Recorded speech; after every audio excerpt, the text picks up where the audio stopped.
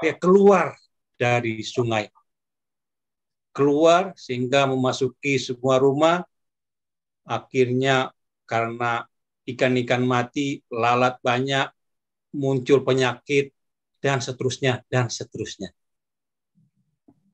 Nah, terkait topik yang sekarang ini, kalau kita lihat, ada yang menarik. Penyakit sampar pada ternak disambung dengan bara. Kalau kita lihat, saya juga sudah membaca, tapi tergelitik. Biasanya kalau walaupun kita udah pernah membaca ini, ketika kita mengulang, ada yang menarik. Coba kita lihat. Ayat 6. Dan Tuhan melakukan hal itu. Keesokan harinya, segala ternak orang itu mati.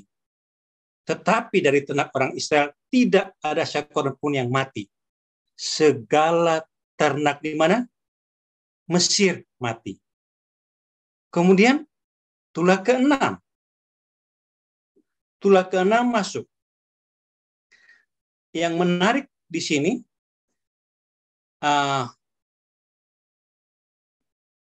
dia bilang gini, ayat 9. Maka jelaga itu akan menjadi debu meliputi seluruh tanah Mesir dan akan menjadikan bara yang memecah sebagai gelembung pada manusia dan binatang di seluruh tanah Mesir. Ingat, kalau kita lihat kembali menariknya gini, saya coba lihat menarik. Di ayat 6 tadi sudah dibilang, ketika penyakit sampar, seluruh binatang mati. Di tulah ke-6 muncul lagi. Bara memecah semua manusia dan binatang. Nah, binatang mana lagi ini? Padahal di sebelumnya, kalau kita lihat sebelumnya mati ya. Berikutnya, menarik nih. Ayat kemudian ke hujan es. Hujan es akan menimpa semua. Semua yang di padang, semua akan berakibat terhadap hal ini. Oleh sebab itu ayat 19. Ternakmu dan segala yang kau punya di padang, suruhlah dibawa ke tempat yang aman. Semua orang, segala hewan yang ada di padang, tidak pulang berkumpul ke rumah, akan ditimpa oleh hujan es sehingga mati. Ada loh binatangnya lagi. Padahal di ayat 6 tadi udah habis. Baca lagi ya. Menarik sih. Kalau kita lihat ayat 6 tadi. Dan Tuhan melakukan hal itu keesokan harinya, segala ternak orang Mesir itu mati. Jadi ketika saya bukan orang scholarship yang orang filsafat, jadi nanti mungkin pendeta mengoreksi sedikit. Saya coba melihat ke hal yang sebelumnya. Ternyata Tuhan memberikan pemberitahuan di ayat ketiga. Maka ternakmu yang ada di padang, kuda, keledai, unta, lembu sapi, kambing domba akan kena tulah. Kalau di sini dikatakan bahwa ternakmu yang ada di padang kena tulah. Sehingga matilah di ayat 6. Segala karena itu. Menarik memang. Kalau dikupas lebih jauh. Menarik kenapa Tuhan Firaun ini seperti, oke, bilang ke Tuhanmu, hentikan. Tapi dia nggak mau lagi. Oke, dikasih lagi. Berdoalah kepada Tuhan. Itu terus yang terjadi. Sampai mungkin di keluaran berikutnya.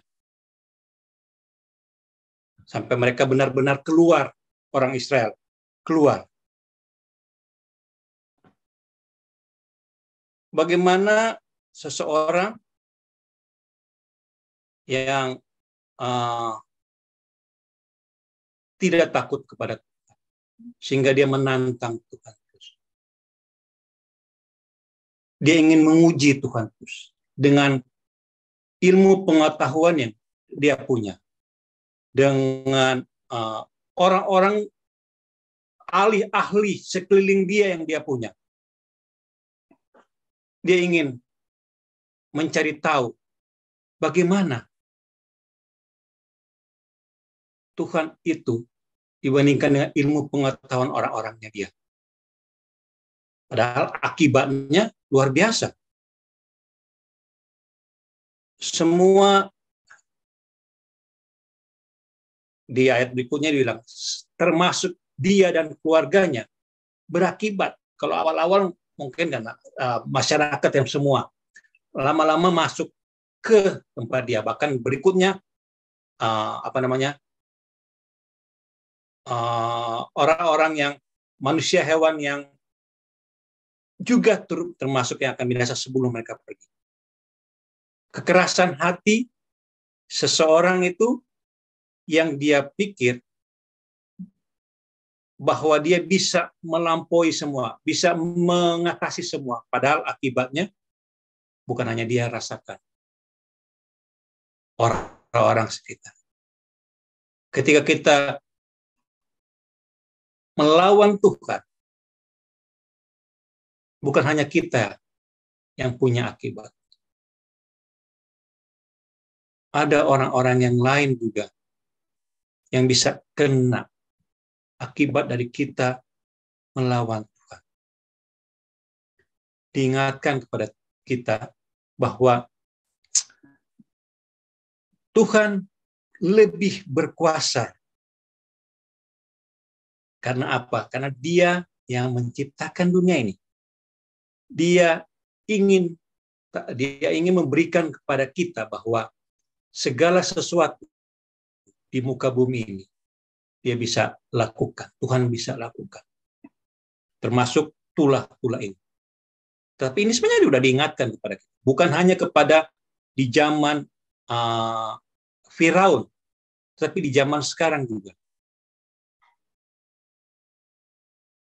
Hal-hal yang dahsyat Tuhan bisa lakukan. Tapi ketika kita yakin, kita percaya kepada Tuhan, Dia akan melindungi, Dia akan menjaga kita dari segala arah bahaya sampai waktunya Dia lihat kita sudah siap untuk Dia dipanggil secara pribadi. Itulah sebagian yang bisa saya sampaikan bahwa kehidupan kita ini untuk selalu bergantung kepada Tuhan, untuk selalu melihat Tuhan begitu dahsyat melakukan segala kehidupan, segala mujizat yang bisa kita lakukan. Kita percaya pada Tuhan, Dia akan jaga lindungi kita senantiasa.